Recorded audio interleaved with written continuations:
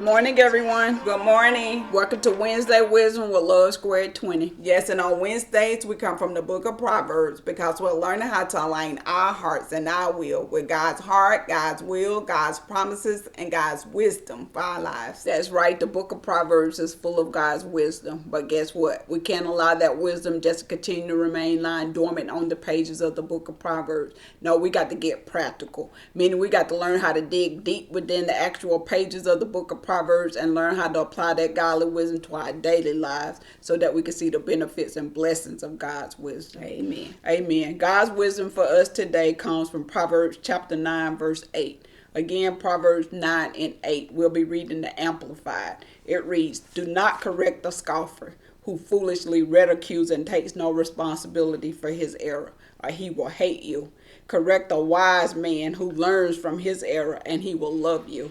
And the question we have for you guys this morning is, how do you respond to correction? Wisely or foolishly? Yes, how we respond to correction tells whether we are fool or whether we're wise. For the fool resist, and reject correction, whereas the wise, they accept and welcome correction. Again, our attitude toward correction makes all the difference because, again, to learn, we must love discipline.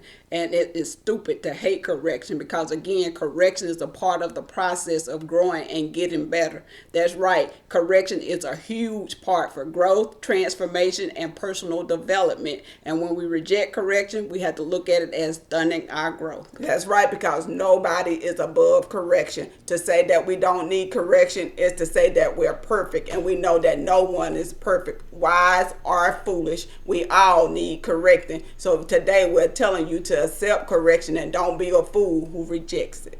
But like she said, our natural tendency is to avoid and reject correction because it can be hurtful and it can sting us. But we have to understand again that only the fool looks at correction again through the eyes of a negative perspective because he's focused again on his own comfort and his ego being stroked and protected at all costs. Yes, and that makes him very defensive. That means they like to deflect, they like to dismiss and discredit the person that's trying to do the correcting. But no, for a wise person, they know that the person is doing it out of love and not trying to attack or insult you, because God said he corrects those who he loves. So that's why he put parents in our lives, he put pastors in our lives, employers and peers, so that they can correct us when they see us doing something wrong. So today we're telling you, don't reject correction, but receive it. And like she said, the fool who rejects correction is actually rejecting love, because Hebrews 12 and 6 reminds us, for the Lord disciplines the one he loves and chastises every son he receives. So just like, again, we correct our children to make them better people, we have to understand that God does the same thing for us. So we have to, again, remain in a pliable and teachable state rather than, again, becoming stubborn and hard-hearted and not receiving the correction and the reproof and rebuke that's needed and necessary. Yes, so today when correction shows up in your life, we don't want you to be quick to take offense, but know it is there to help you, not to hurt you or harm you, and to get the right perspective about it. And we want you to stay humble. Don't become prideful saying, I know what's best for me, but receive that correction. And then don't be discouraged when you have to change something and work on something, because we all are working on something in our life, and we're being truthful because we're all growing and we're all learning. So don't be discouraged when it's time to correct some things in your life, and to say thank yous to the ones that are trying to correct you because they're doing it out of love. So again, which of these two men will you identify when correction comes your way today?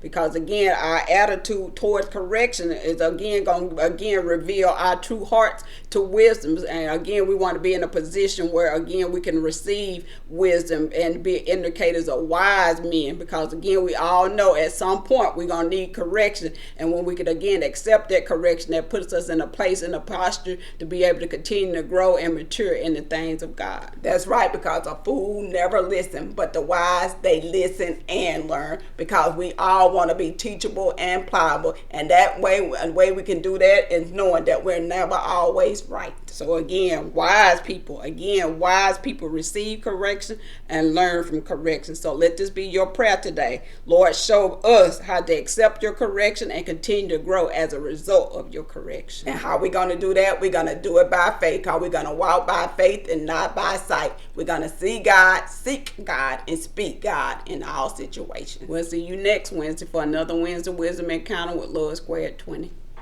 Bye.